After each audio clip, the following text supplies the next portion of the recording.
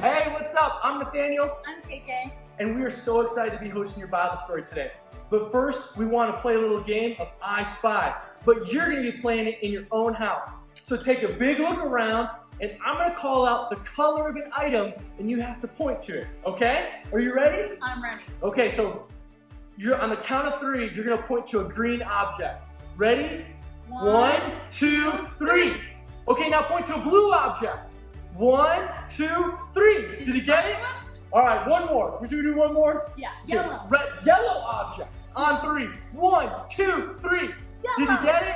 Okay, if you got all three, good job. You guys are good I Spyers. Can't wait to play I Spy with you guys in real life one day. But now we're going to jump into the Bible story. So last week you learned from Miss Janelle about Jesus and his early disciples. Do you remember what a disciple was? A disciple is just a fancy word for a follower. I'm actually a disciple of Jesus because I'm a follower of Jesus, and I hope you are too. Jesus is now with his disciples traveling around. He goes to the city of Capernaum with his disciples, Simon, Andrew, James, and John. In Capernaum, they go to a place called a synagogue. A synagogue is just a church, kind of like we're in right now. Or hopefully we'll be in there soon, if we're able to meet again. At the synagogue, Jesus was teaching. Normally, the people teaching at a synagogue are people called scribes. Scribes were people who were trained to read and teach from the early Bible called the Torah. The scribes knew a lot about the rules in the Torah, and they memorized the Torah, and they knew a lot about Jesus. But as we'll see in this story, they didn't really know Jesus personally. Now, Jesus had come to earth, so people were meeting him and interacting with him, and that was so cool. But the scribes only knew Jesus from the Bible. So when Jesus was teaching, he started teaching from the Torah, but the way he did it was different. He spoke with authority because Jesus was God's son. As Jesus was speaking, people were amazed. Some of them were surprised. Some of them were angry.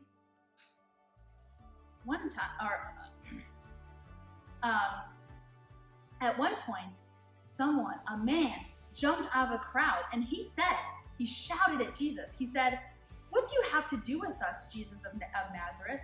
Have you come to destroy us? I know who you are, the Holy One of God." Jesus commanded the spirit to come out of the man. The spirit yelled one last time, and then he did exactly as Jesus told, and he left the man.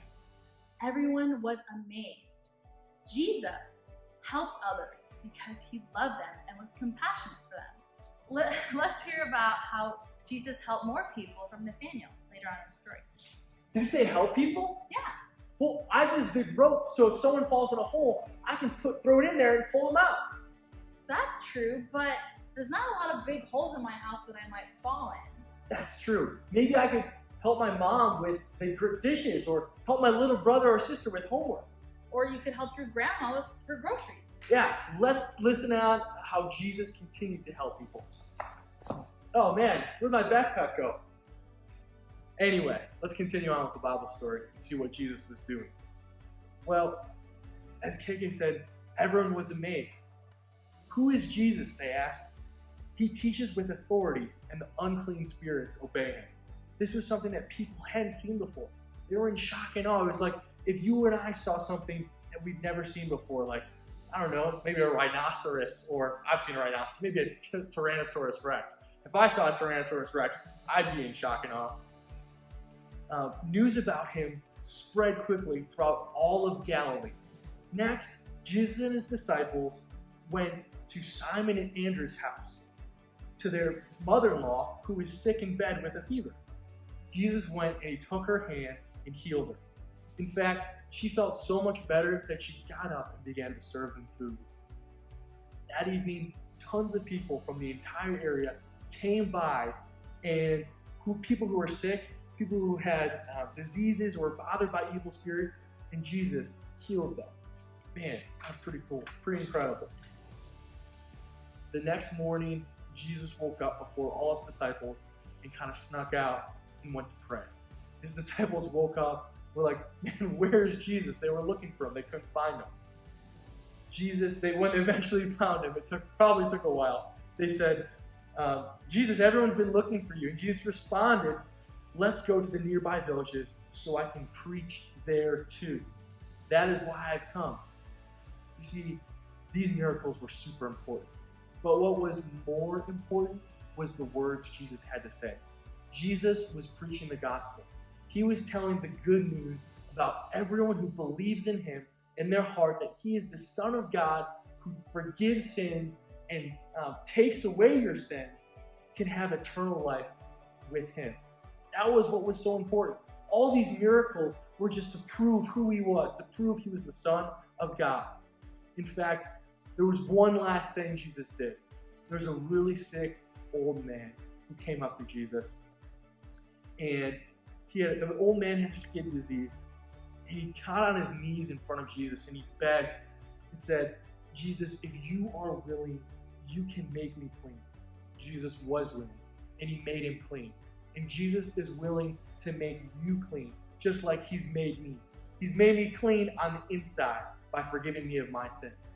Ms. Keiki will tell us a little bit more about that later. What we want to remember from this big story is that Jesus' miracles prove that Jesus was the Messiah, the Son of God. He strengthened people's faith and met their needs. Through Jesus, God did what was impossible for us to do on our own. He provided forgiveness, salvation, righteousness, and eternal life for me and for you. So, to see if you guys were listening, I'm going to be asking you a couple of review questions. If you want, you can pause the video after each question to think about it. My first question for you is, where did Jesus preach in the beginning of the story? Where was it? The synagogue. And if you remember, a synagogue was like a church. Second question is, why did Jesus heal people? Think about this really hard. You got it? Jesus healed people because he had loving compassion for them. And guess what? We can show loving compassion to people every day by helping people out, giving them hugs, at least when everyone's healthy. My third question is, you kind of answered already, how can we be like Jesus? And I would say the best way to be like Jesus is to try and act like Jesus. So if Jesus loved people, you can love people too. If Jesus treated people with respect, you can treat people with respect too. Because we show our love for Jesus by showing love for other people. That's right. Thank you so much, Ms. KK. Last thing here is for those of you who haven't had a chance to accept Jesus in your heart, we want to pray and give you that opportunity. So if you want to, fold your hands, bow your head, close your eyes, and join me in this prayer. Dear Jesus, I'm sorry for the wrong things I've done. Please forgive me of my sins. I believe that you are the Son of God who died on the cross and took away all my sins when you rose again. I want to live a new life with you. Amen. Awesome. Well, if you prayed that prayer, it's an exciting time. You get to live a new life with Jesus. So we're super excited to have gotten to be able to teach the Bible lesson to you this week. And we hope we can see you in person soon. In real life. See you guys. Have a good one. Bye, guys.